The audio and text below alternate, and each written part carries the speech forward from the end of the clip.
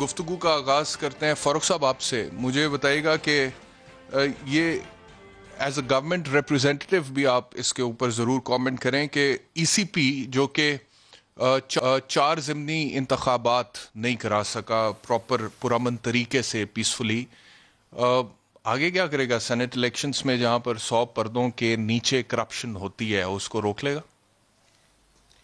دیکھیں بات یہ احتشام، سب سے پہلے تو جو آج ڈسکا کے اندر ہوا، جو 2 جانیں گئی ہیں، میں اس کا بڑا افسوس ہے، اور یقیناً جو بھی اس کے ذمہ داران ہیں ان کے خلاف کارروائی ہوگی. اور وہ لوگ اگر کیمرہ میں آپ بتا رہے ہیں، نظر آ رہے ہیں، ان فوٹیجز کے اندر ان کی چہرے نظر آ رہے ہیں، شکلیں نظر آ رہی ہیں، تو یقیناً ان کو جو ہے وہ گرفتار بھی کیا جائے گا، کیفر کردار تک بھی پہنچایا جائے گا. دوسری چیز یہ ہے، دیکھیں جہاں تک رہی بات ضمنی انتخاب کے حوالے سے، تو میں آپ کے سامنے ایک صورتحال رکھنا چاہتا ہوں کہ الیکشن 2018 کا ہوا، اور یہ الیکشن آپ بھی لڑتے رہے ہیں، آپ کو پتہ بھی ہے، سارا الیکشن کی پالیٹکس کو بھی سمجھتے ہیں محسن بیگ صاحب بھی، کہ جہاں پر ہمارا لوکلی انفلوئنس جس علاقے کے لوگ ہوتے ہیں، یہ پولیس کو کچھ نہیں سمجھتے. جب وہاں پہ جمگٹا جمع ہو جاتا ہے نا 200 400 300 لوگوں کا، تو پولیس والے وہاں پہ 10 کھڑے ہوں، 15 کھڑے ہوں، 20 کھڑے ہوں. ہم نے بھی ضمنی انتخابات بھی لڑے ہیں، 2 جنرل الیکشن میں نے خود لڑے ہیں، بلدیاتی الیکشن بھی لڑا ہے.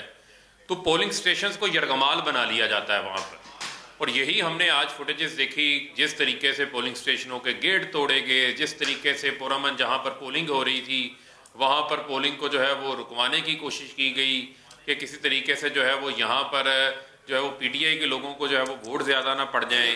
پورا مریم نواز نے آج اپنے ٹویٹر اکاؤنٹ سے وہ باقاعدہ ٹویٹس کی ہیں گیٹ توڑنے کی، پولنگ سٹیشنوں کی.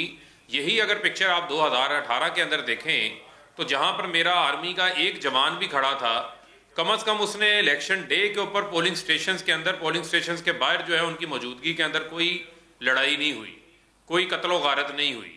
میں اپنی فیصل آباد کی یعنی کہ آپ یہ سجیسٹ کر رہے ہیں کہ اگر ہمیں پیسفل الیکشنز کرانے ہیں تو ہر الیکشنز میں آرمی کے جوان ڈپیوٹ ہونے چاہیے پولنگ سٹیشنز پر، یہ آپ سجیسٹ کر رہے ہیں؟ دیکھیں یہ تو الیکشن کمیشن، دیکھیں آپ نے سوال کیا تھا الیکشن کمیشن کے حوالے سے، تو میں تو 2018 کے جو انتخابات تھے ہمارے الیکشن کے، میں تو اس حوالے سے آپ کے سامنے صورتحال رکھ رہا ہوں کہ وہ جنرل الیکشن ٹیمپریچر اتنا ہائی کیوں لے گئے آپ لوگ؟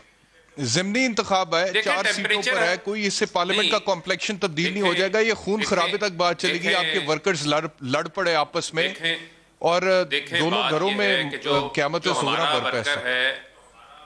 احتشام بھائی، جو ہمارا ورکر ہے پی ٹی آئی کا، نہ اس کی تربیت ہے ڈنڈا چلانے کی، سوٹا چلانے کی، فائرنگ کرنے کی، یہ ساری دنیا کو پتہ ہے کون یہ کام کرتا ہے.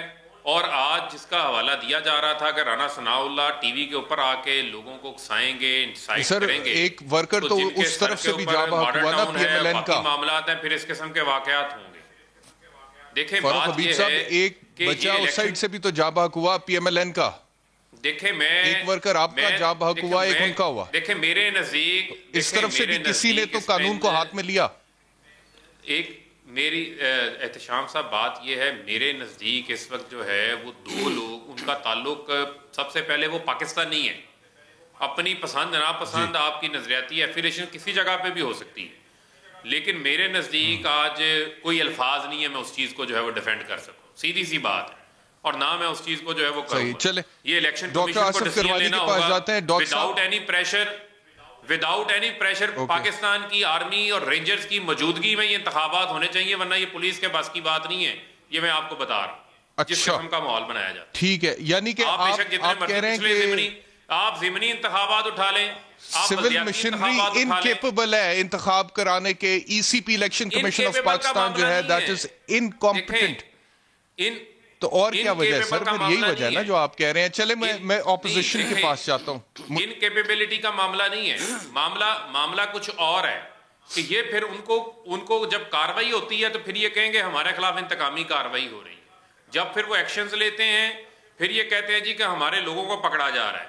جب پولیس چیک کر رہی تھی اس حلقے کے اندر اسلحہ لے کر آ رہے تھے تو ہمارے بھائی عطا تارڑ زبردستی پولیس کی گاڑی میں گھس گئے. ابھی تک وہ یہ کہتے ہیں تو جب آپ اسلحہ لے کر آئیں گے پولیس کو لگاتے ہیں تو آپ فوج کو تو سیاسی معاملات سے دور رکھے. D G S P R بھی بار بار یہ کہتے ہیں اور وہ کہتے ہیں کہ ہم سیاست میں مداخلت بھی نہیں کرنا چاہتے، تو اس طرح سے نہیں پھر نہیں فوج جو ہے وہ دیکھیں، کانٹروورشل ہوتی ہے نا.